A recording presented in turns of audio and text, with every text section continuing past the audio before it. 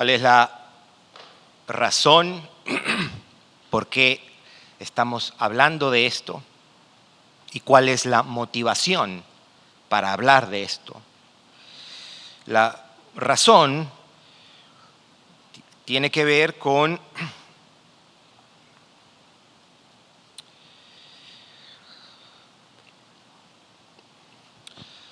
quizá pudiera llamarle de esta manera la débil conciencia acerca de la importancia de leer la Biblia todos los días. Y digo esto porque estoy constantemente preguntando a los hermanos qué están leyendo. Y cuando los hermanos gaguean, ¿usted sabe qué es gaguear? Gaguear es, ya tú sabes que no están leyendo como deberían leer.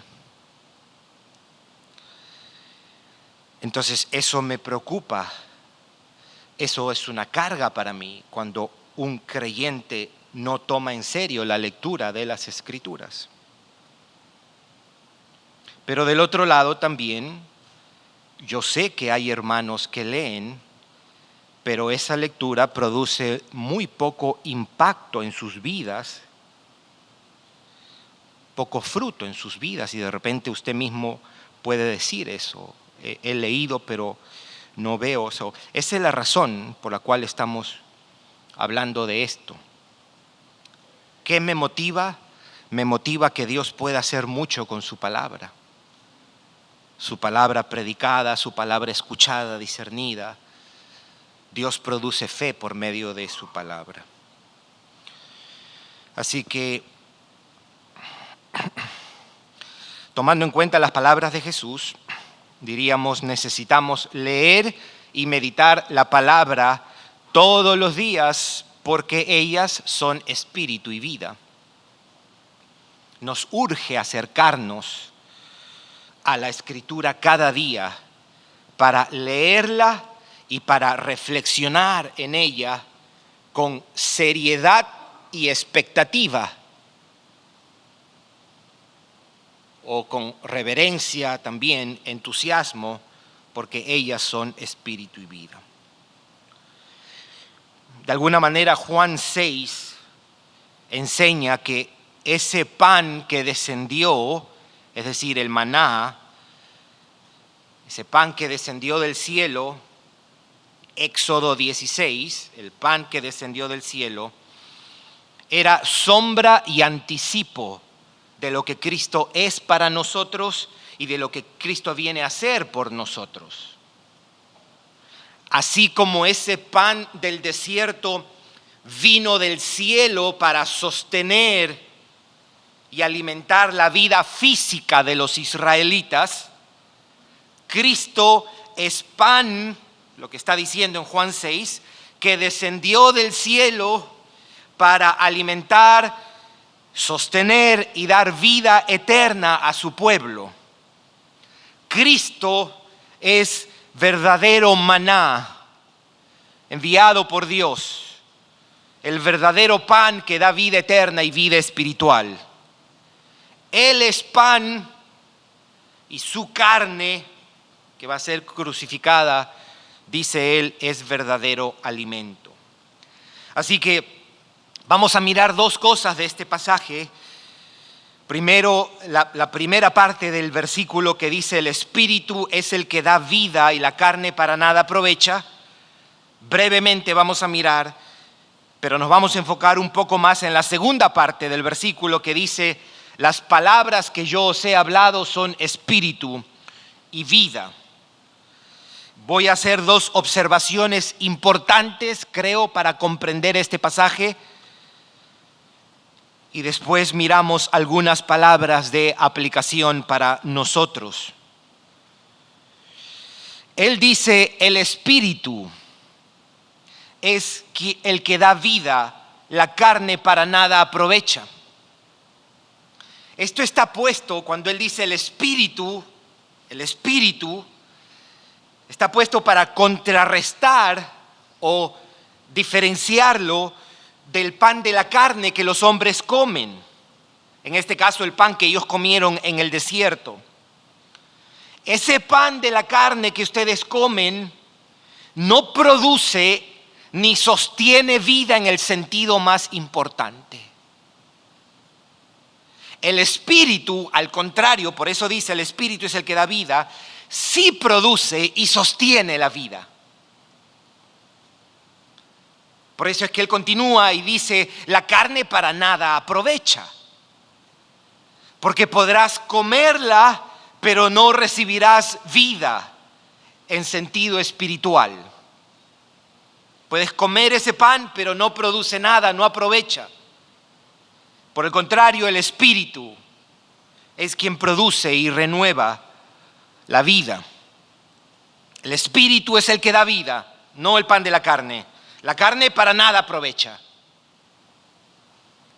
Podemos alimentarnos todo, pero en última instancia es el espíritu que da vida en el sentido más trascendente de la palabra.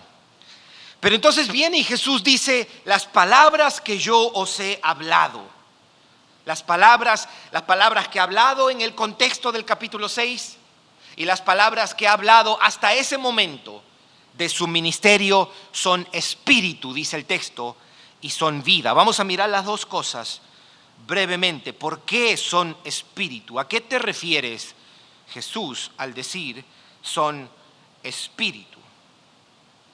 Lo primero es que son espíritu en el sentido de que ellas no son una realidad física o terrenal. No es como el pan del desierto o el pan de la carne. Jesús está haciendo un juego de palabras en este capítulo. Las palabras de Cristo es lo que le está enseñando. Son de un carácter superior a cualquier palabra. Sus palabras no son humanas y sus palabras no son terrenales, son divinas y celestiales. No son una realidad física, sino una realidad espiritual. El carácter de sus palabras es espiritual. ¿Por qué? Porque provienen del Espíritu. Son espíritu porque provienen del Espíritu. Pero también son espíritu porque tratan cosas espirituales. Es decir, tratan acerca de Dios, acerca del pecado, acerca de la resurrección, acerca del cielo, acerca de la salvación. Y lo otro que deberíamos añadir, son espíritu porque producen frutos espirituales. ¿Cuál es el fruto espiritual que produce? Bueno, fe, vida eterna, salvación, conocimiento de Dios. Resumo esto, porque Jesús está diciendo, mis palabras son espíritu. ¿A qué te refieres, Jesús?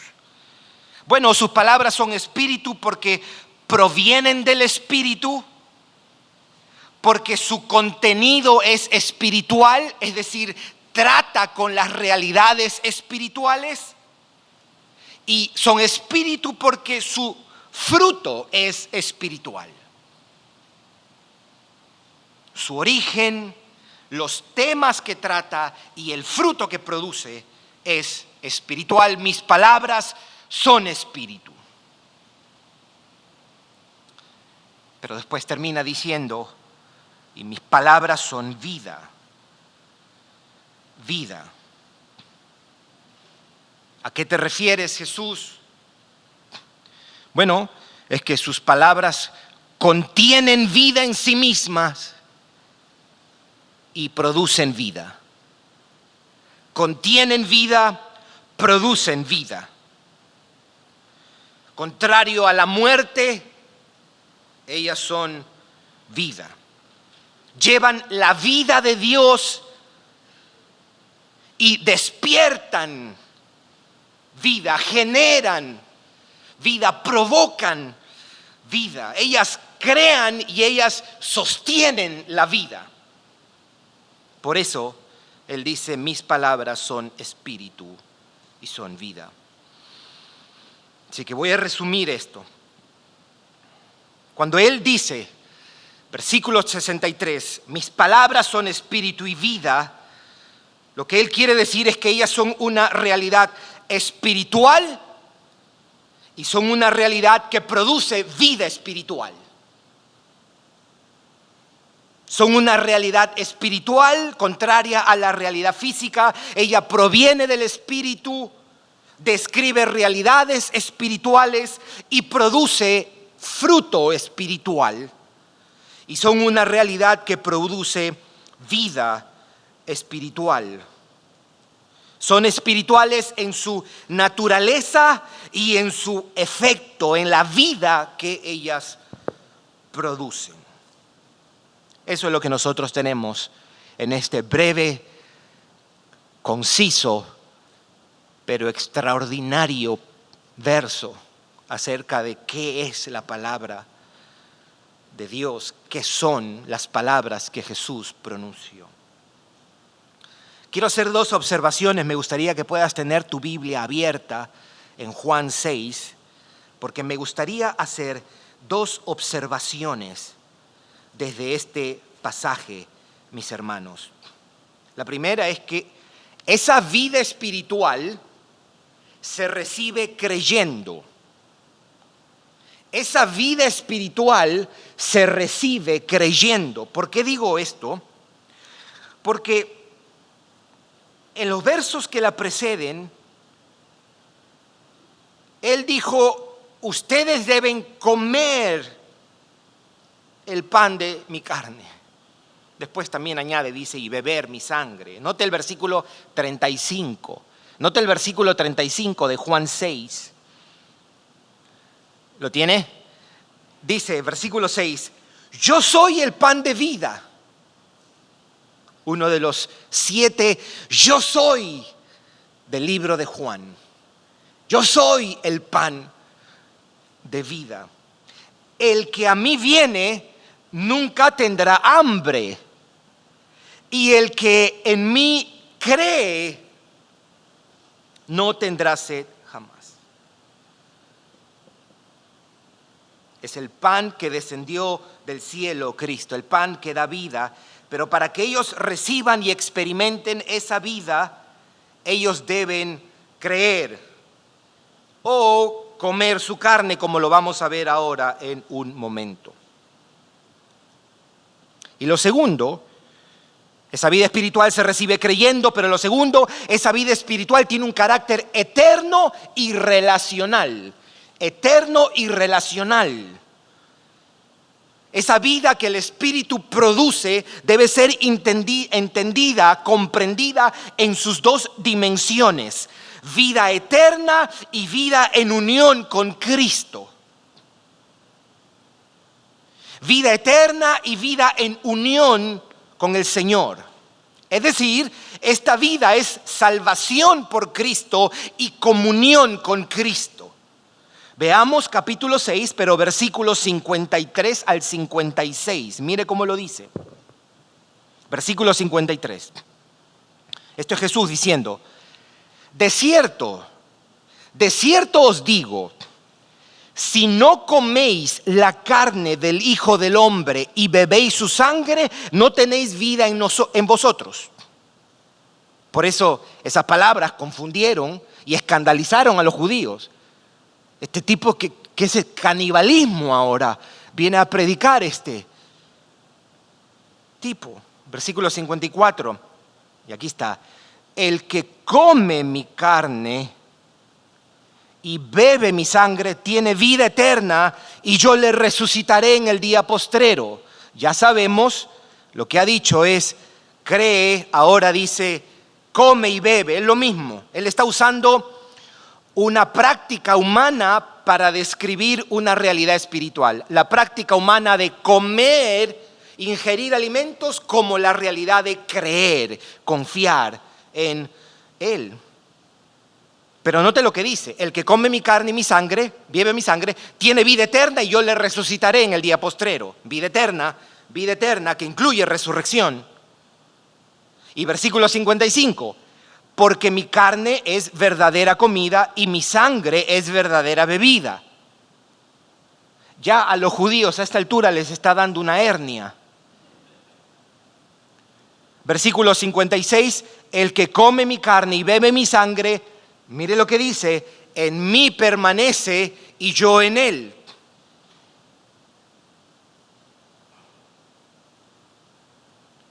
Unión con Cristo. Así que decimos que esta vida que recibimos de parte de Dios es vida eterna, incluyendo la resurrección, vida eterna, incluyendo la resurrección, y dos, es vida en compañerismo con Cristo. Eso es lo que dice el versículo 53 y versículo 56. Compañerismo con Cristo, vida con Cristo.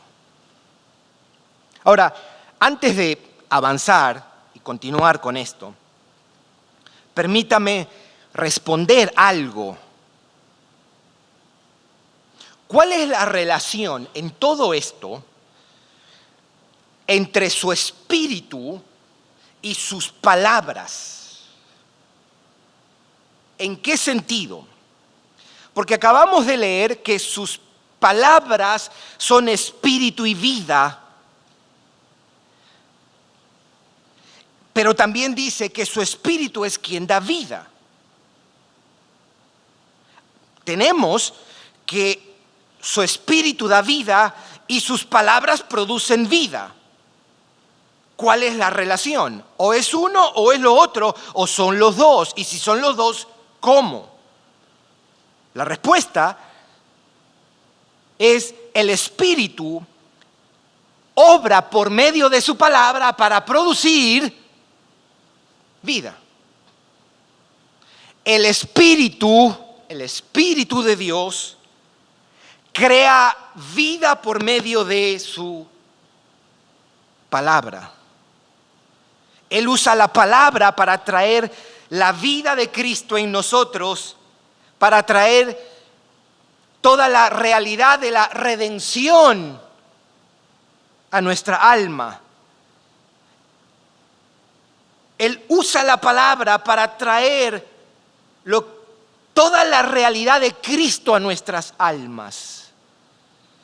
Es por eso que Jesús decía en Juan 16:14 que el Espíritu iba a tomar de lo mío y se lo iba a dar a saber.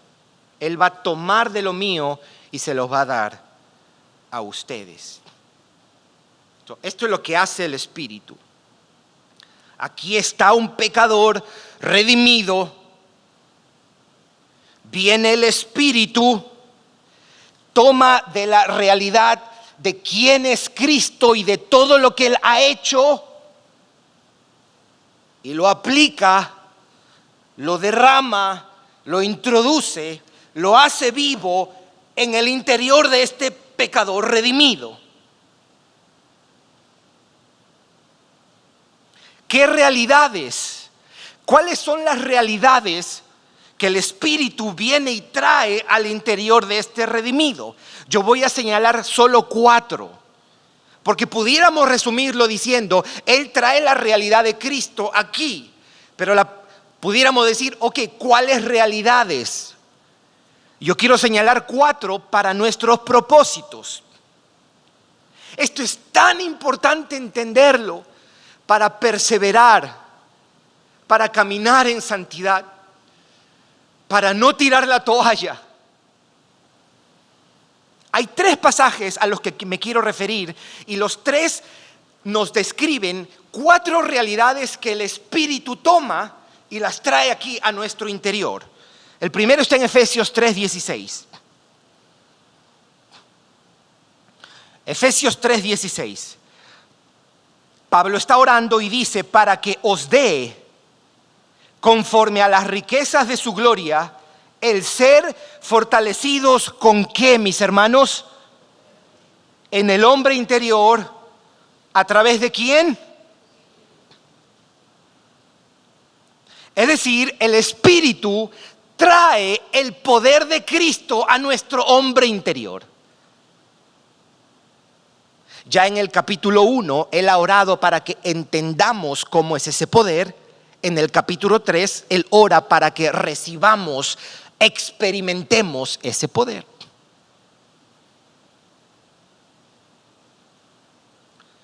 Dos, Romanos 5:5. Romanos 5:5. Escuche lo que dice. Y la esperanza no avergüenza, porque el amor de Dios,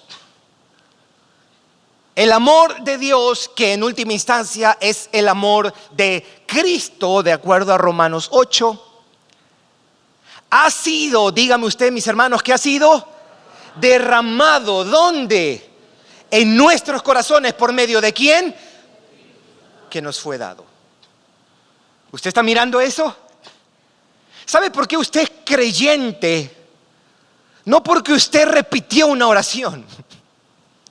Usted es creyente porque un día el Espíritu de Dios trajo la inmensurable, incomparable, eterna, infinita, trascendente, extraordinaria, espectacular realidad del amor de Cristo a su corazón y usted se convirtió. Usted es una cosa extraordinaria en Cristo Jesús. Lo otro, Romanos 15:13. Romanos 15:13. Esta oración, este versículo, está constantemente aquí en mis labios. Yo creo que le he confesado que muchas veces, cuando mi oración es trágica y estoy en profunda debilidad, este es el pasaje que tengo abierto y le pido: Señor, haz esto. Romanos 15:13. Please, haz esto. Y el Dios de toda esperanza, dígamelo usted, mis hermanos, ¿os llene de qué? Ok, pare un momentito. Esto viene a lidiar con un corazón triste o un corazón angustiado. El corazón triste necesita el gozo de Cristo y el corazón angustiado necesita la paz de Cristo. Y el Dios de esperanza no dice aquí: me dé gozo y paz. No dice eso. Dice: os llene. ¿Sabe por qué? Porque muchas veces estamos más llenos de tristeza y angustia. Y algo más grande tiene que venir y echarlo fuera. A veces estamos más sobrecogidos de tristeza y angustia. Y Él dice: lléname de todo gozo y paz en el creer, queriendo decir a través de Cristo: dámelo, es por gracia esto. ¿Para qué? Para que abundéis en esperanza por el poder. ¿Quién hace esto, mis hermanos? El Espíritu Santo. Wow, mis hermanos. Y como nosotros sabemos que la palabra es el instrumento, el medio usado por el Espíritu,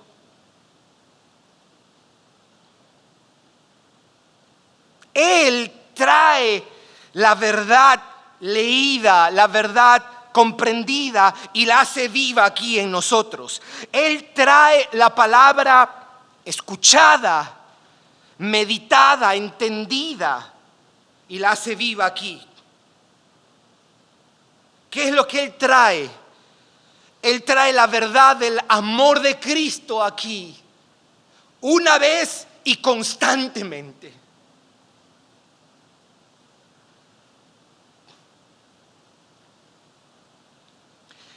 Tú puedes orar y decir: ayúdame a experimentar la realidad de ese amor que está aquí en mi corazón. Tú puedes orar así, tú debes orar así. Que el amor de Dios en Cristo sea hoy una realidad profunda, intensa, porque te necesito. Estoy viviendo como alguien que está hambriento de amor por los hombres, por la gente. Estoy consumido de temor y necesito experimentar el perfecto amor, porque el perfecto amor echa fuera. Yo puedo y tengo que orar y decirle: Espíritu de Dios, trae la realidad del amor de Cristo, pero no solo el amor. Yo le puedo decir: lléname de todo gozo hoy que estoy en depresión, que estoy en congoja, que me siento solo, sola. Trae el gozo de Cristo, trae la paz de Cristo. No quiero ser movido por las circunstancias, por las amenazas, por la angustia. Y tú puedes decirle: trae el poder de Cristo hoy, que me cuesta humillarme, que me cuesta pedir perdón. Trae el poder de Cristo hoy, que me cuesta perdonar. Dame ese poder para soportar y tolerar. Dame ese poder para educar a mis hijos, aun cuando ellos se resistan. Dame el poder para perseverar. No quiero desmayar, te necesito. Estoy a punto, el matrimonio ha sido una realidad tan difícil, pero yo quiero honrar tu palabra, porque lo que Dios une no lo debe separar el hombre, pero no tengo fuerzas para hacerlo. Espíritu de Dios, ven, dame el poder para no blasfemar contra ti. Dame el poder para servir. Dame el poder para decirle no al pecado del resentimiento, para decirle no al pecado de la ira, para decirle no al pecado de la lujuria, para decirle no al pecado de la venganza, del odio, de la codicia, del egoísmo. Espíritu de Dios, ven, porque quiero experimentar a Cristo de manera más profunda y extensa.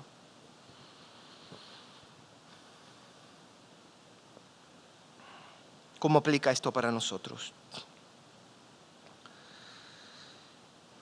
Bueno, en vista que sus palabras son espíritu y vida, que son instrumento del Espíritu para traer la realidad de Cristo al alma, mis hermanos, yo debo resolver, necesito una clase de búsqueda diaria para que el Espíritu siga obrando en mi interior,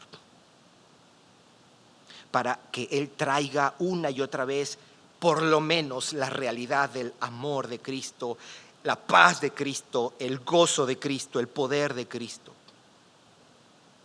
Es indispensable que yo haga un compromiso diario, que haga los arreglos y ajustes necesarios en mi vida para que esto sea una prioridad, mis hermanos. Necesito esforzarme y dedicarme para buscar la manera cómo convertirme en un hombre de la palabra, en una mujer de la palabra, cultivar el hábito de la lectura y meditación de la Escritura. Hacerlo no es opcional, ni es un lujo, ni es una fantástica idea. Es una inmensa y absoluta necesidad, mis hermanos. Es la práctica más importante, la actividad más trascendente para el bien de mi alma. Que el Señor nos ayude, que el Señor nos ayude. Antes de responder cómo hacerlo entonces, debo decir dos cosas. Quizá eres de los que lee la palabra regularmente o casi todos los días. Y a eso digo, gloria a Dios por eso. Pero existe la posibilidad de que no ves fruto de eso. Quizá tu vida devocional es algo mecánico.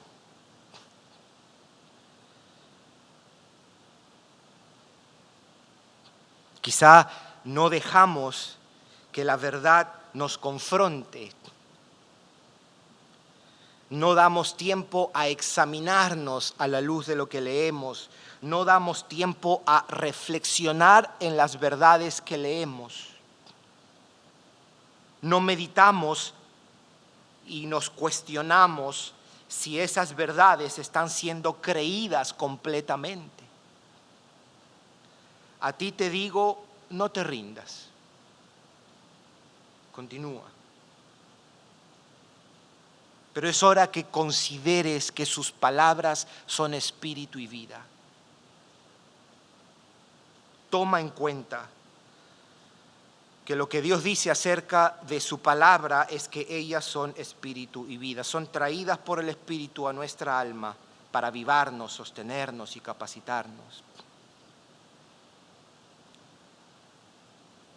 Y quizás seas del grupo de creyentes que te sientas seco, apagado, tibio, quizás desenfocado espiritualmente.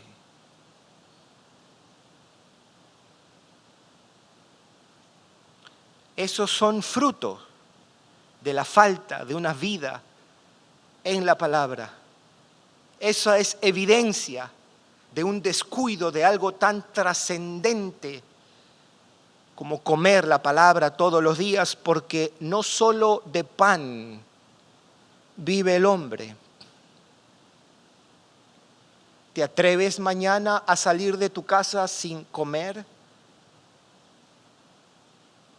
¿Te atreves mañana, no digas ayuno, pero te atreves tú mañana a dejar de comer a la hora del almuerzo y dejar de comer a la hora de la cena y levantarte el martes y no comer nada? ¿Te atreves a hacer eso?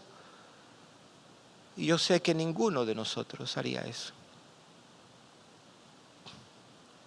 Nos atrevemos entonces a pasar 24 horas sin comer sus palabras que son espíritu y vida. Pues claro que tengo que estar seco, claro que tengo que estar débil. Quiero animarte a que pienses en la verdad de la Escritura como espíritu y vida. Nos urge acercarnos a la palabra cada día. Nos urge leerla, reflexionarla con seriedad y expectativa, con reverencia y entusiasmo, porque ella es espíritu y es vida. ¿Cómo debo hacerlo? Hay dos cosas que creo que debemos tener en cuenta. Debo hacerlo con determinación o resolución, y debo hacerlo con esperanza.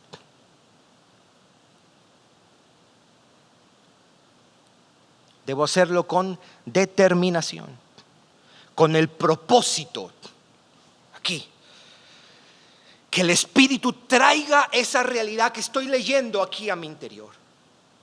Si eso es lo que hace el Espíritu, mis hermanos, por medio de la palabra, entonces me urge apartar un tiempo durante el día para ponerme delante de Dios y pedirle que use ese momento, que guíe mis pensamientos, que me dé discernimiento. Y después de leer, pedirle que traiga esa realidad que acabo de leer a mi corazón. Es decir, leemos con la seriedad, porque es su palabra, y con la expectativa de lo que Dios puede obrar. Y luego nos levantamos con la confianza de que Dios ha obrado, está obrando y seguirá obrando. Usted termina, sea a las 4 de la mañana, que usted se levanta a las 5 de la mañana, 6 de la mañana, usted abre esto, usted le pide: Señor, te pido este momento, voy a tomar 15 minutos, 20, 25, media hora, yo voy a leer estos 5 versículos, dame, Señor, discernimiento, dame comprensión, ayúdame a entender. Leo, cuando lo leo, medito y de ahí entonces le digo: Señor, esto que he leído, si tú no lo traes aquí, no produce nada. Te pido que me ayudes a confiar en esta realidad que acabo de leer. Te doy gracias en el nombre de Jesús, y te levantas creyendo que Él está usando eso para sostenerte.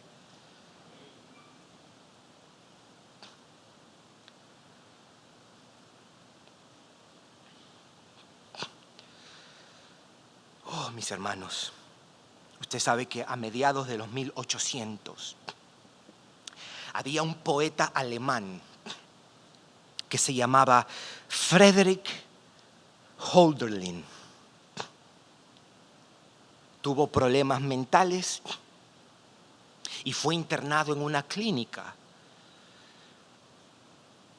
Y en su libro El infinito en un junco, Irene Vallejo describe el encuentro que el poeta tuvo en una clínica con uno de sus lectores. Es fascinante la historia, pero yo la voy a citar a ella escribiendo eso. Escuche lo que dice. Con apenas 30 años de edad, empezó a sufrir crisis mentales. Cuentan que tenía accesos de ira, agitación y ataques de verborrea incontrolables. Estaba mal el hombre. Declarado enfermo incurable. Sus parientes le ingresaron en una clínica. En el verano de 1807 visitó a Hölderlin un ebanista, es decir, uno que trabaja con madera, llamado Ernesto Zimmer. Ernesto Zimmer leía a Hölderlin. Ernesto Zimmer, entusiasmado por su libro Epierón, y decidió, escuche esto, llevárselo a vivir a su casa junto al río Neckar. Allí permaneció el poeta hasta su muerte en el 1843, siempre al cuidado de la familia de su lector. Lo sacó del hospital psiquiátrico y se lo llevó a su casa, este lector. Y escuche lo que dice Irene Vallejo. Sin apenas conocerlo, Zimmer decidió recoger, alimentar y cuidar en su demencia al autor de la novela que amaba. Y termina: las calladas palabras de un libro forjaron durante casi 4 décadas un vínculo más fuerte que el parentesco entre dos extraños.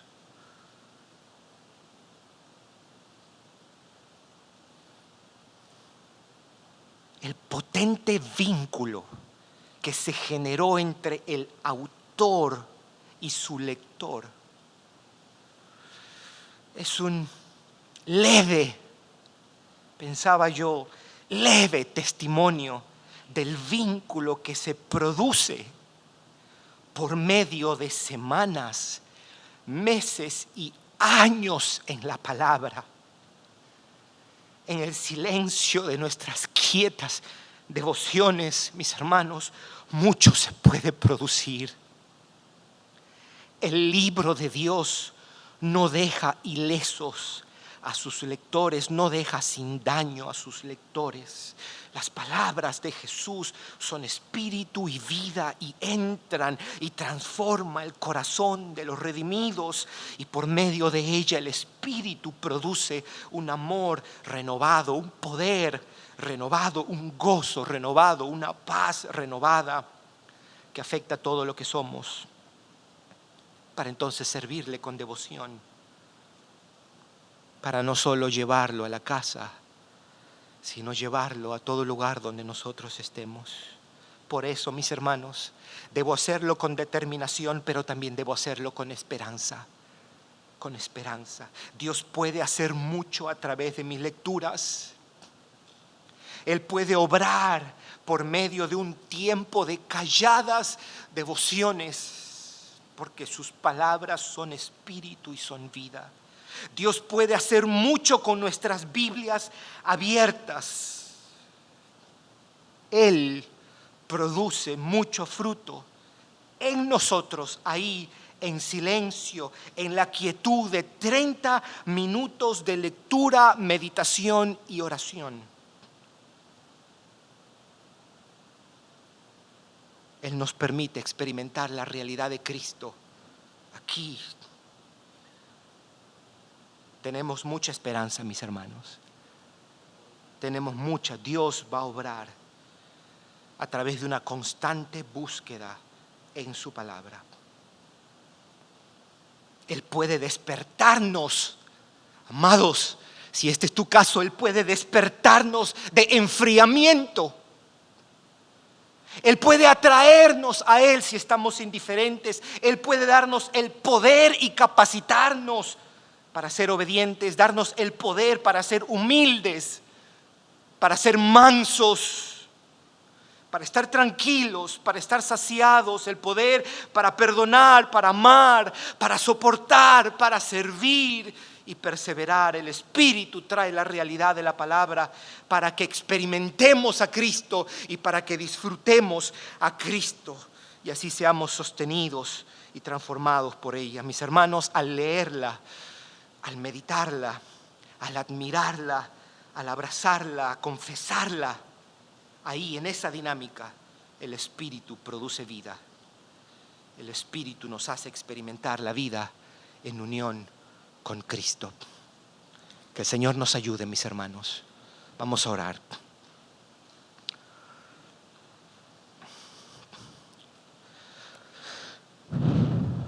Tus palabras son espíritu y vida. Tus palabras son espíritu y vida. Oh Señor, aquí nos has dejado el registro de tu voz. Esa voz que Juan en Apocalipsis describió. Su voz es como el estruendo de muchas aguas. Esa voz está aquí. Esa voz está aquí y la podemos oír cada mañana, cada tarde, cada noche, cuando abrimos en la quietud y en el silencio de nuestra habitación, en la quietud y en el silencio de nuestros carros, de nuestra mesa, de nuestro mueble, de ese asiento, para escucharla, porque ellas son espíritu y vida. Ellas son espíritu y vida. Oh Señor, te pedimos que seamos motivados por esta inmensa realidad que es tu palabra, para venir a ella con determinación y venir a ella con esperanza, con expectativa, con ánimo, Señor, y confiar, Señor. Aunque no nos regales todos los días una experiencia desde la emoción extraordinaria, ayúdanos a pensar y a creer que tus palabras son espíritu y vida, aún en ese momento diario, constante, quieto, que tú estás obrando a través de ella, que estás usando la palabra escuchada, leída, pensada, meditada, confesada, para producir la realidad de Cristo en nuestras almas. Despierta eso, Señor. Nosotros no tenemos que llegar o esperar a enero 1 para hacer resoluciones, Señor. Te pido, si hay aquí hermanos que de alguna manera tienen una vida de oración consistente, que esto siga siendo una realidad en ellos. Que esto siga siendo una realidad en ellos. Si hay algunos que han estado orando y leyendo y han sido diligentes, pero no ven fruto, no ha habido ese efecto que ellos quisieran, te pido, Señor, que concedas una visión renovada de lo que es tu palabra, Señor, y un entusiasmo renovado para que esas devociones, Señor, sean encendidas, oh Señor, por tu Espíritu mientras estamos meditando en Jueces, en Primera de Corintios, en Proverbios, en los Salmos, en Juan, en Apocalipsis, en Romanos. Y te pido por aquellos que por tantas razones han descuidado, Señor, te pido que tengas misericordia de tu pueblo y que despiertes un anhelo, una conciencia a causa de esta visión que Cristo nos da de tu palabra. Ellas son espíritu y vida. ¿Cómo vivir sin tu palabra? ¿Cómo atrevernos a pasar un día sin leerla, sin meditarla, sin confesarla, sin abrazarla? Haz esa obra, te lo pido aquí en día de adoración, en el nombre de tu Hijo Jesús. Amén.